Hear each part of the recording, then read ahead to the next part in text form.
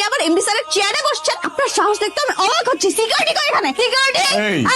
এটা ভদ্রলোকের office. MD স্যারের চেয়ারে এমডি স্যারই বসা আছে। বাবা যে কি দেখে আপনাদেরকে চাকরি দিয়েছে বাবাই জানে। সরি স্যার, অ্যাকচুয়ালি আমার একটু মিস্টেক হয়ে গেছে। একটু না, অনেক বড় মিস্টেক হয়ে গেছে। আপনাকে অ্যাপয়েন্ট করা আমার বাবার অনেক বড় মিস্টেক হয়ে গেছে। আপনার জন্য কোম্পানিতে গত 6 মাসে 8 লক্ষ টাকা লস হয়েছে।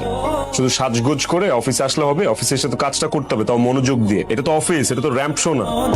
আমি এই কোম্পানিতে জয়েন করার পর থেকে আপনার সব কাজ আমিই করছি। এখন একটু নিজের কাজ নিজে করেন, আমি আপনার কাজ করতে পারবো। এই হইলো একটা মধ্যবিত্তের সমস্যা। কুমিরের লেজ দিয়া কান চুলকাইতে যায়, কুমিরের খাবার হয়ে যায়, কুমিরের পেটে চলে যায়। আরে আপনার ভিতরে তো কোনো রসকসি নাই। বাই হাউস থেকে ফোন এসেছিল, আপনি নাকি তাদের কাছে কমিশন চেয়েছেন? না স্যার, আমি একদমই এমন মেয়ে না। আপনি কেমন মেয়ে সেটা আমার চেয়ে ভালো আর কে জানে বলুন। আমাদের মধ্যে এমন একটা ইনসিডেন্ট হয়েছে যে ফার্স্ট থেকে আমার সম্পর্কে আপনার একটা নেগেটিভ ধারণা, তাই আপনি আমাকে ভুল বুঝতেছেন। ব্যাপারটা একদমই এমন না। সাবজেক্ট ডাইভার্ট করবেন না। কি লাগবে আপনার বলেন। স্যার, আপনি কেন বুঝতেছেন? এই অফিসে যদি কেউ কাজ করে থাকে তাহলে আমার থেকে বেশি কাজ এই অফিসে কেউ করে না, আর আমি সেটা একদম পারফেক্টলি করি। আপনি এই কয়দিন অফিসে যে পরিমাণ লস করিয়েছেন, আমি চাইলে কিন্তু আপনার পানিশমেন্ট দিতে পারতাম। এখানে আপনার আগামী 2 মাসের স্যালারি অ্যাডভান্স দেওয়া আছে। অন্য কোথাও জব দেখে সেখানে জয়েন করুন। You are fired. আপনার মতো একজন উচ্চ শিক্ষিত, উচ্চ রাগী, সৎ এবং নিষ্ঠাবান কর্মচারী আমাদের দরকার নেই।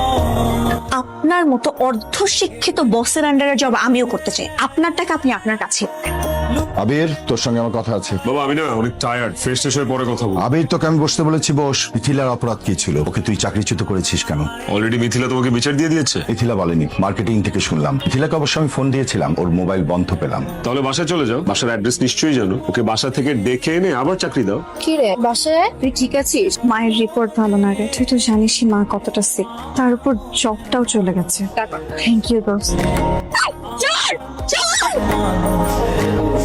চেহারার অবস্থা কি বলবো বল। বায়াররা আমাকে 3 মাস আগে মেইল করেছে। ওখানে ওদের সব রিকোয়ারমেন্টস, শর্ত, যাবতীয় সবকিছু লেখা আছে। এই জিনিসটা মিস্টার জব্বার আমার থেকে এতদিন লুকিয়ে রেখেছিল, আর এইটাই মিথিলা আমাকে বারবার দেখাতে চেয়েছিল, বাট আমি দেখতে চাইনি। জব্বার মি একটা ফ্রড। Mithila was right. বলছিলাম না কোথাও একটা ভুল করতেছিস। আমি মিথিলার পিসিতে সব ফাইল চেক করছি। তুই জানোস না তোর প্রতিষ্ঠানে ও অনেক প্রায়োরিটি দিত। মিথিলা অনেক দক্ষ এবং স্বচ্ছ, ভালো একটা মেয়ে। তোকে আমি না একটা জরুরি কাজের জন্য ফোন দিছি। তুই আমার না কিছু টাকা ধার লাগতো। আসলে হঠাৎ করে না আমার 50,000 টাকা ছিনতাই হয়ে গেছে।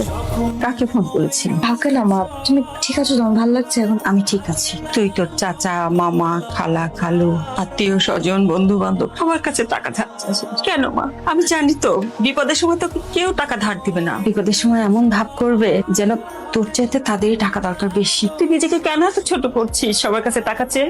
কেন? আমি আর কি করব বলো, আমার কাছে তো আর কোনো অপশন নাই।